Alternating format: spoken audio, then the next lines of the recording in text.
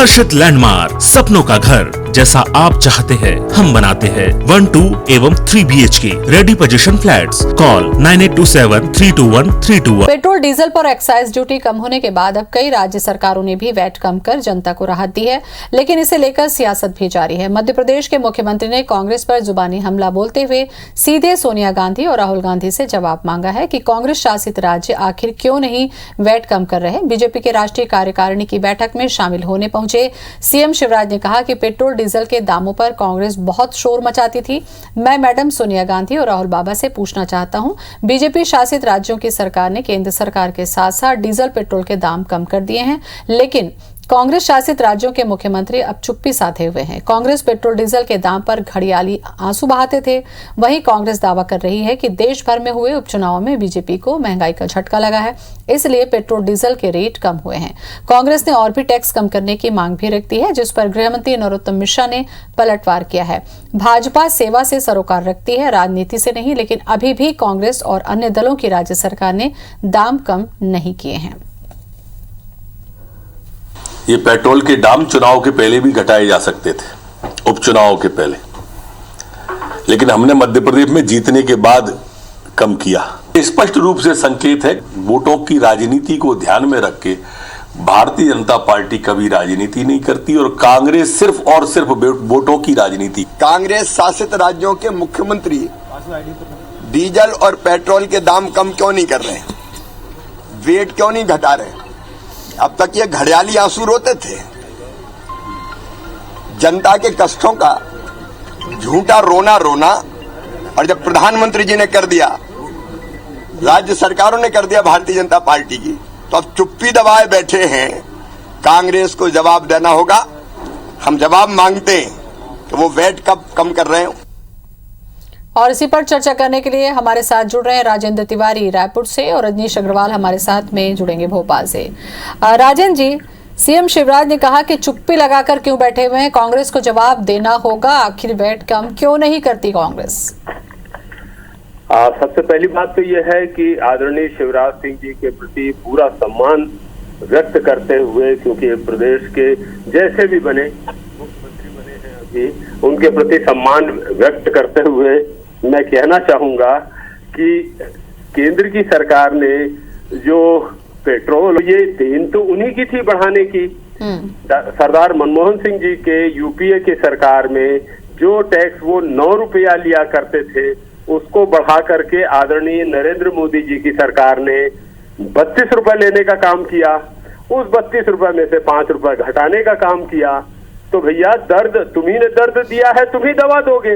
अब आप ये उम्मीद करें कि राज्य की सरकारें अपना वेट को कम करें, तो मुझको पहला तर्क मैं ये देना चाहता हूं, कम से कम छत्तीसगढ़ के मामले में, कि आदरणीय शिवराज सिंह जी, आप यहाँ तो 33% वेट लेते थे, जिसमें से आपने 4% कम करके 29% दिया।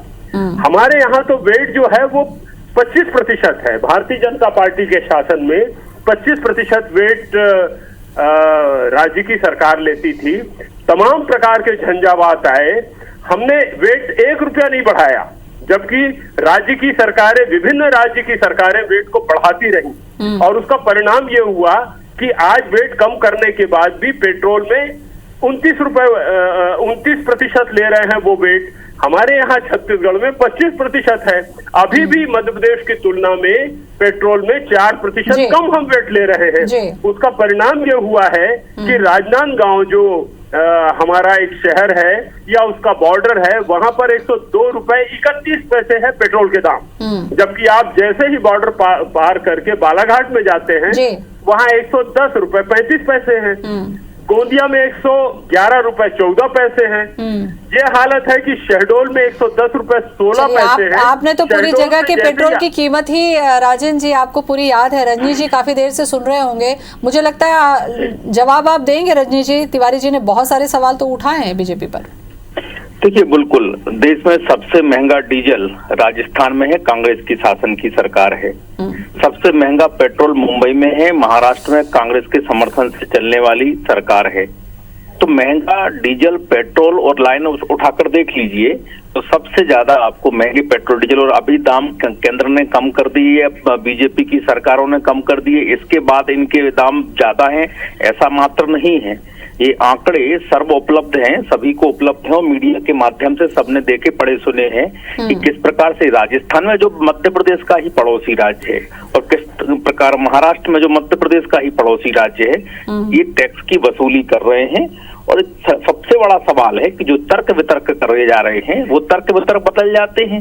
जहां पे पक्ष में होते हैं वहां कुछ और होते हैं, जहां सरकार में होते हैं वहां कुछ और होते हैं और राष्ट्रीय स्तर पर कुछ और हो जाते हैं, बातें कुछ और हो जाती हैं। अरे आपकी नीति, अर्थनीति कोई है या नहीं है? नहीं, तिवारी जी ने, रजनीश जी ये कहा कि भाई बढ़ाया भी तो आप लोगों ने था और इसीलिए आप ही लोगों ने बढ़ाया था, आप ही लोगों ने कम किया, तो इसमें नया क्या हुआ?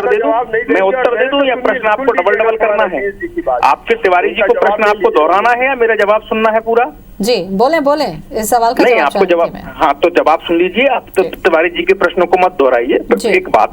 दूसरी बात ये है कि जो दाम बढ़े, एक्साइज ड्यूटी बढ़ी, उस समय की परिस्थितियों के कारण बढ़ी। 2 साल कोरोना काल का देखा, वहाँ टैक्सेशन को लेकर जिस प्रकार का माहौल था, रेवेन्यू कलेक्शन को लेकर जिस प्रकार का माहौल था, किसी से छिपा हुआ नहीं है। हमने पूरे देश में कोई प्रोजेक्ट जो डेवलपमेंट के थे वो थमने नहीं दिए, रुकने नहीं दिए। हमने किसी प्रकार की कल्याणकारी योजनाएं रुकने नहीं दी, बल्कि इससे उलट चाहे निःशुल्क अन्न को उपलब्ध करवाने का मामला हो, चाहे वो तेज गति से दवाइयां उपलब्ध करवाने का मामला हो, तमाम प्रकार की चिकित्सा सुविधा देने का मामला हो, चाहे वो 250% ग्रामीण विकास बजट बढ़ाने का मामला हो, चाहे स्वास्थ्य का 132% बजट बढ़ाने का मामला हो, हमने इस दौरान भी किया। निःशुल्क वैक्सीनेशन का काम भी किया, काम नहीं रुकने दिए। इसलिए नियत में खोट नहीं है, नियत साफ है। अगर टैक्स का पैसा आया है तो जनता को पहुंचा, उनकी तरह नहीं है कि 85 पैसे भ्रष्टाचार में, दलाली में नीचे से ऊपर तक खा गए। और ये हमारी स्वीकार युक्ति नहीं है, ये उन्हीं के नेता की स्वीकार युक्ति है।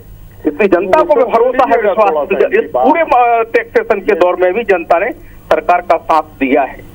तिवारी जी, मैं कहता हूं कि जब तर्क करें तो छत्तीसगढ़ का तर्क राजस्थान में ना भूल जाएं, छत्तीसगढ़ का तर्क महाराष्ट्र में ना भूल जाएं।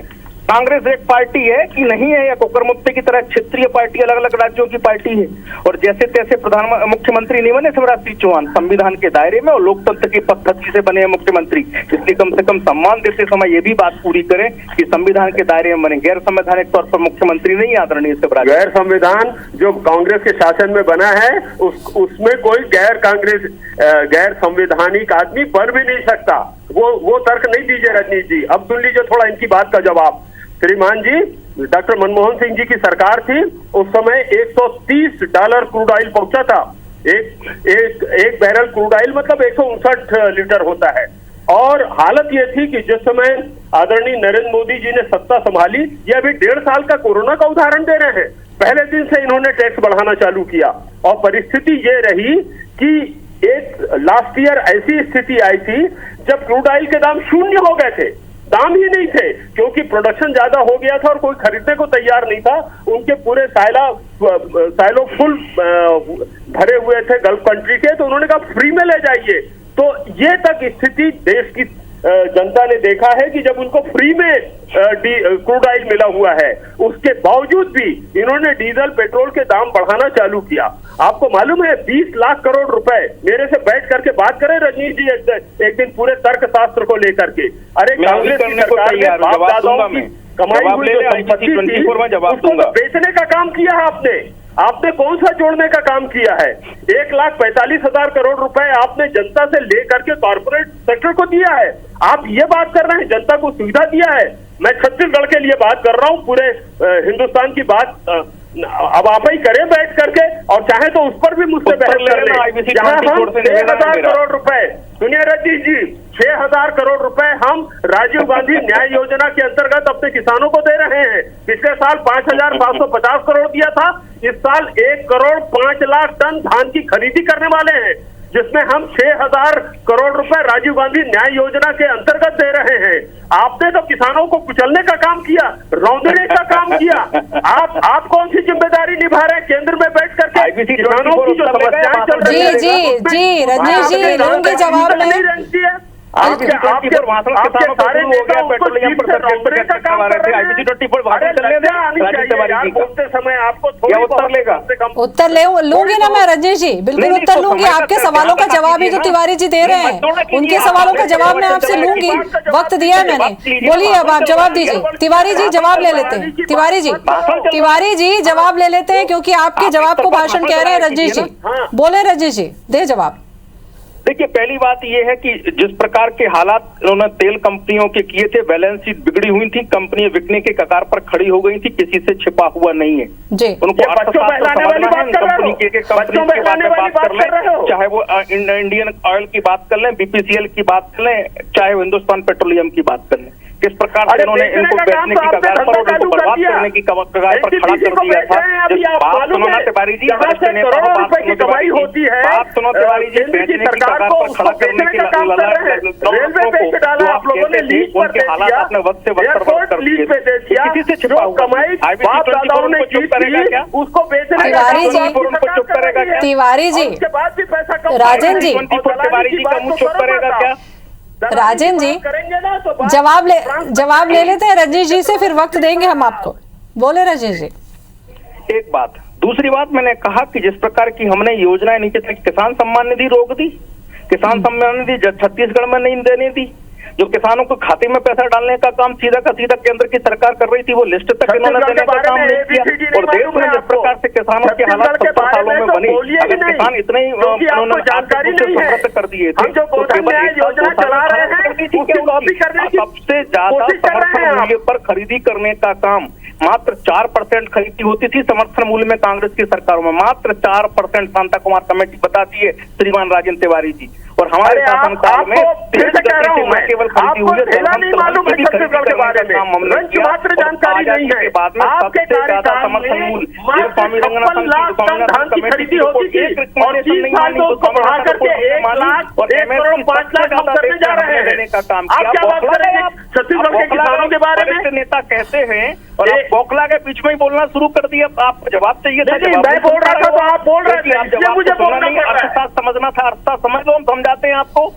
हमने कंप्यूटर का अर्थशास्त्र आपको बताया, हमने किसानों का अर्थशास्त्र आपको बताया, प्रधानमंत्री आवास योजना 3 करोड़ प्रधानमंत्री आवास योजना। चलिए, पेट्रोल के प्राइस पर बातचीत करते करते हम धान तक पहुंच गए। हमें लगता है कि जिस तरीके की स्थितियां बनती हैं वाद विवाद की, वो किसी भी संवाद को पूरा नहीं कर पाती हैं। शुक्रिया रजनीश जी। तिवारी जी, आपका भी बहुत बहुत धन्यवाद।